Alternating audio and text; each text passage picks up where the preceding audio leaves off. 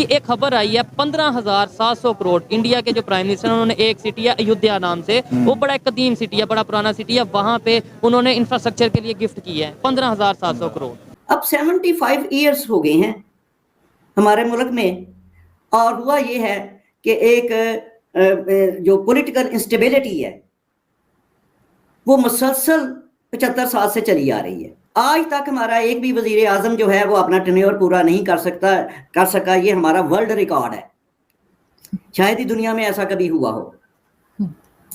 آج بھی یہی سچویشن ہے. ملک میڈم شیخ, بھیک مانگنا, صدقے کے بھیک مانگنا وہ جائز ہے, امن کی بھیک مانگنا ناجائز ہے.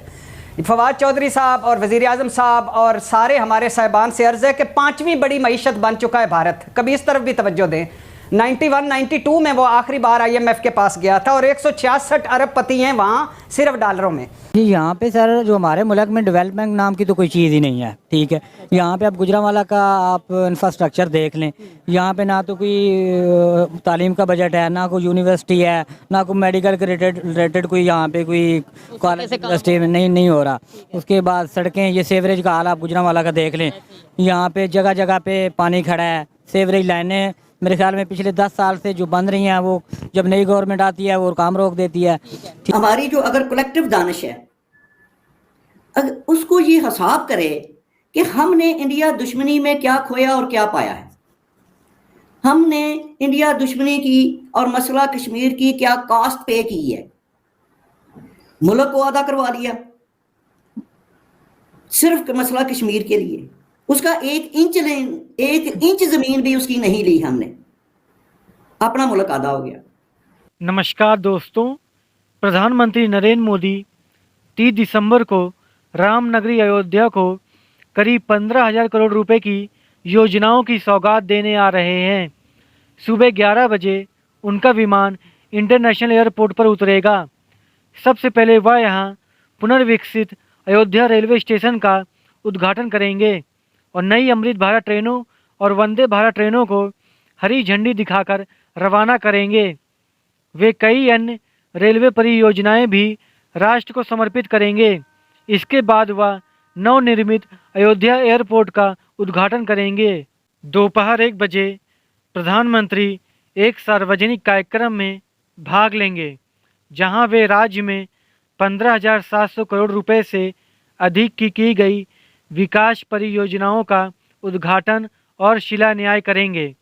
ان میں ایودھیا اور اس کے آس پاس کے چھیتروں کے وکاس کے لیے لگ بھگ 11,100 کروڑ روپے کی پریوجناؤں اور پورے اتر پردیش میں ان پریوجناؤں سے سمبندھت لگ بھگ 4,600 کروڑ روپے کی پریوجنائیں بھی شامل ہیں. اس کا مطلب ہے پبلک کا مسئلہ کشمیر کے ساتھ اور انڈیا کے ساتھ دشمنی کے ساتھ اب کوئی تعلق باقی نہیں رہ گیا. لوگوں کو اپنی پڑی ہوئی ہے, لوگوں کو اپنے اس ملک ہمیں اپنے پاکستان کی پڑی ہوئی ہے. لیکن یہ جو ہمارے اس طرح کے جیلی حکمران آ جاتے ہیں, یہ صرف اپنے باس کو خوش کر رہے ہوتے ہیں. جو ان کے باسز ہیں نا, یہ ان کو خوش کر رہے ہوتے ہیں. اصل میں وہ شاید چاہتے بھی ہیں یا نہیں چاہتے, لیکن یہ ان کی خوشی کے لیے بولتے ہیں اور اپنے عوام کو بیوقوف بنا رہے ہوتے ہیں. دیکھیں, جنگ تو ایک قابل نفرت عمل ہے, ان ہیومن ہے, بربادی اور تباہی کا نام ہوتا ہے. پھر ہم نے دیکھیں کیا کیا, یہ جو نیوکلیئر بم ہے, یہ دیکھیں یہ نیوکلیئر ایک ایسا بیکار اسلحہ ہے جس نے کبھی استعمال نہیں ہونا, ایک ناقابل استعمال ہتھیار ہے. کبھی کوئی دنیا کا, کبھی کوئی ملک, کبھی کوئی ریاست, پاکستان کی تو بیچارے کی اوقات ہی, ہماری تو اوقات ہی کوئی نہیں ہے کہ ہم کوئی نیوکلیئر بم کو استعمال کر سکیں.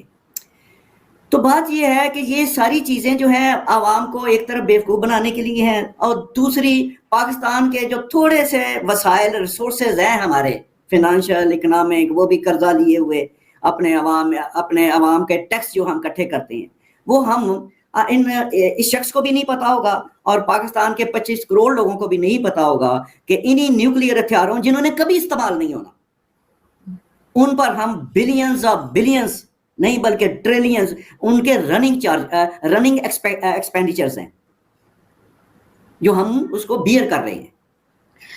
تو یہ جب بنایا گیا تھا, دیکھیں اسی وقت کہا کہ یہ ڈیٹرنس کے لیے ہے, ٹھیک ہے.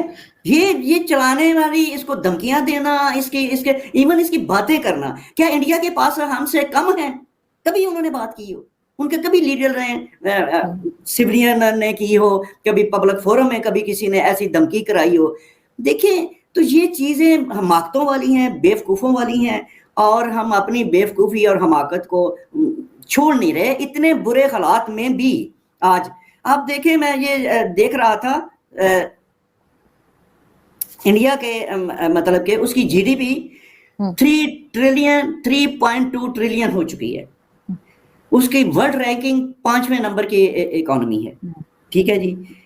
500 بلین جو ہے اس کے پاس اپنا 600 بلین ریزرو ہے، اور 500 بلین ڈالر کی سالانہ ایکسپورٹ ہے۔ ہماری 25 بلین ڈالر ایکسپورٹ ہے، اور ماشاءاللہ پچھلے 30-40 سال سے ہے اتنی ہی،